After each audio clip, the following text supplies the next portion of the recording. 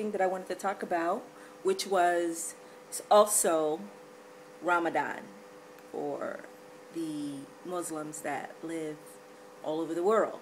And in Israel, it's you get to see it, like where my daughter lives. She lives in an area where you really get to see like the culture of a lot of the Muslims for Ramadan, and they have like all their lanterns out. They sell like all these beautiful lights and things in.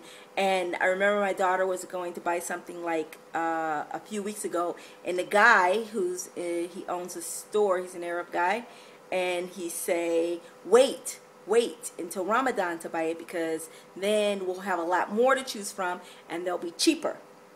So that was really cool. And so I went online to read about Ramadan, because I always see, like, I know like they fast all day for a month, and they eat like I hear the call of prayer from my house at, I think it's like 5:30 in the morning or so. And it's interesting because I live by their calls, because I know if I wake up in the middle of the night and I hear them, I know what time it is, and I know how much more time I have to sleep, or so on and so forth. And if I don't hear it, then they're like, oh my gosh, I missed the call. It's funny because I hear them, and it's like clockwork. Every time you hear it, like what time, and you know what time it is based on when they do the call to prayer. So it's interesting because we also fast on our holidays, but we don't have, like, we have half day fast, like one day. I mean, to have a whole month is interesting, and it's going to be difficult, I'm sure. And a lot of the Muslims, all of the workers, a lot of the workers in Israel that do a lot of things to make this country run are Arab Muslims. And I can't imagine doing what they do fasting. The men, like the women I see out, like the women I always see and I always say hi, and they say hi, and they look gorgeous, and then I'm always checking out the eyebrows, because I just want to say, can I go to where you go to get your face done? Like, wow, and they shop, and they're just out and about, but you can't tell that they're fasting. You can't tell. They don't look weak or anything like that. So I was reading online about it, and something that you can do to be a little bit considerate of them is not to maybe eat a steak in front of them in the middle of the day, or drink a glass of water and make all the sounds of yum dying, oh, it's so good.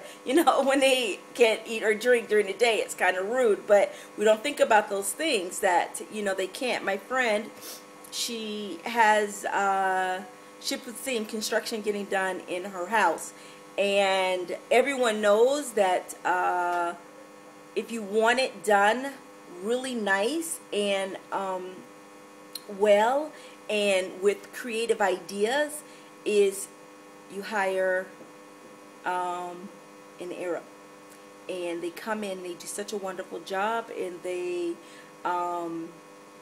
think outside the box. That's what it is. They're thinking outside the box to make it work for you.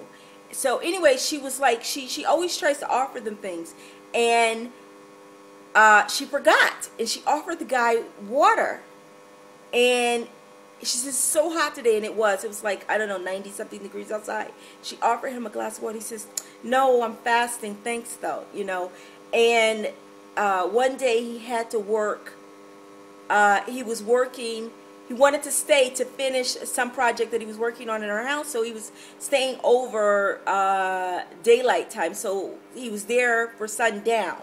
So he brought his food with him, and he had this beautiful spread of food, and he offered her some. It was so gorgeous. It was so beautiful. The food that his wife had made for him, and he's just eating, and whatever, and then he goes back and finishes his work. So that's my son skating in the house. Yeah, so it's trying to remember that they have the holiday and that they're fasting and so on and so forth. So someone said, why? Because what is their holiday about? It's about being thankful and remembering that there are people who are less fortunate than you are, I think, something like that. And that when you're hungry and starving, realize that there's someone else that also is, or something like that.